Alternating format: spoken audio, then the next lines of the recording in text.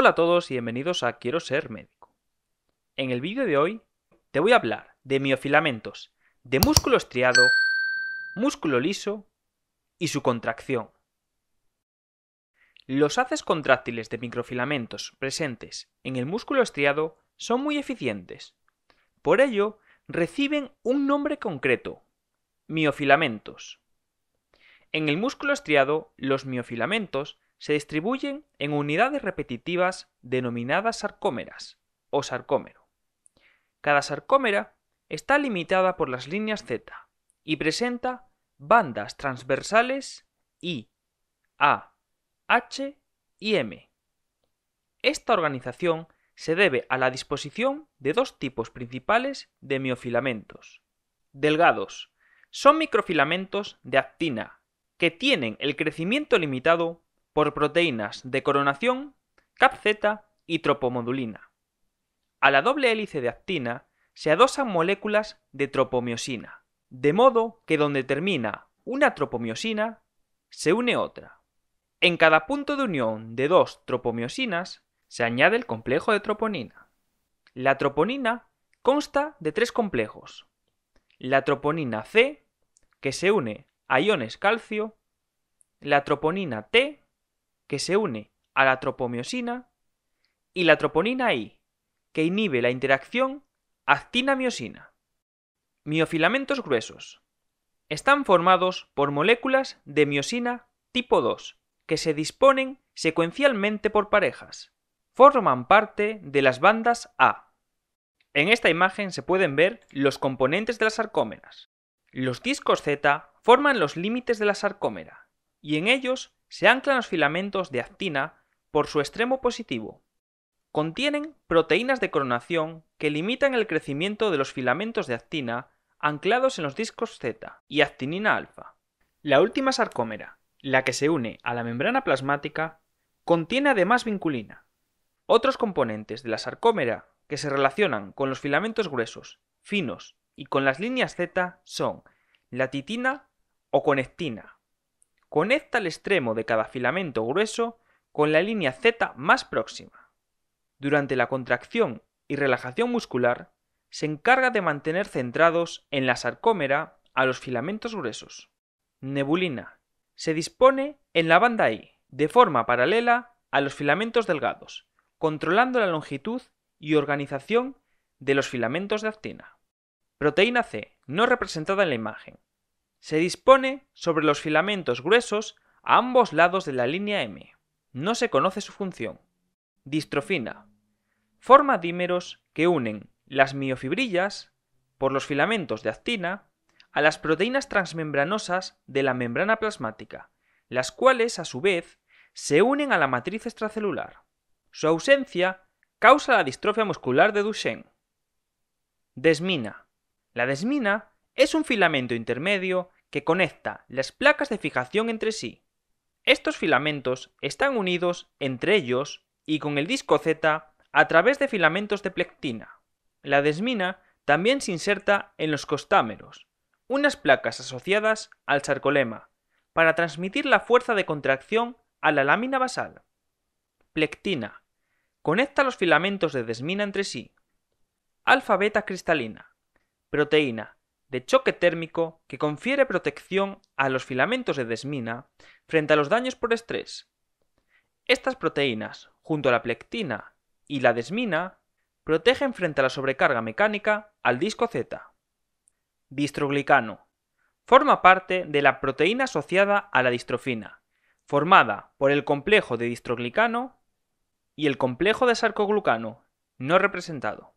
El complejo de distroglicano une la distrofina a la laminina 2.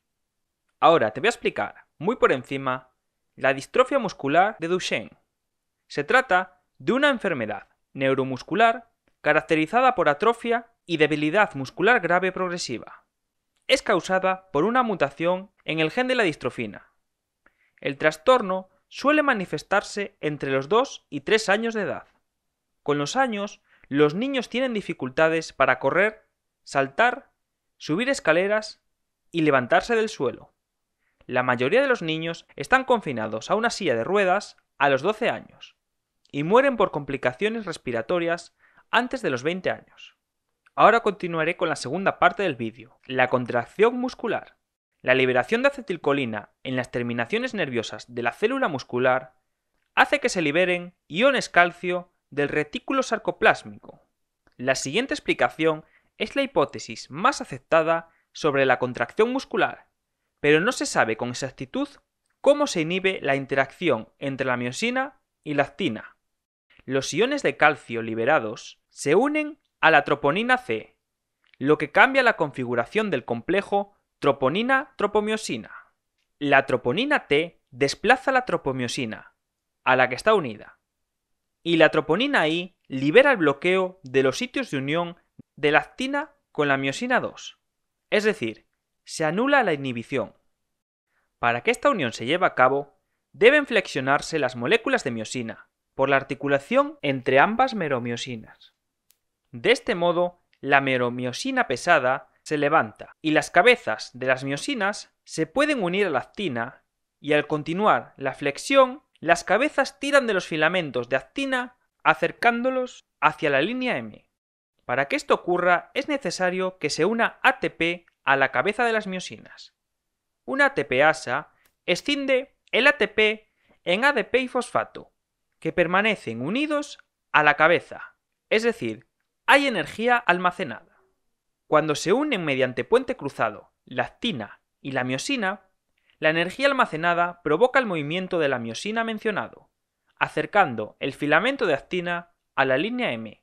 Tras esto, el ADP y fosfato se sueltan y la miosina se une rápidamente a otra molécula de ATP, lo que hace que la cabeza se separe de la actina. Después se repite el ciclo.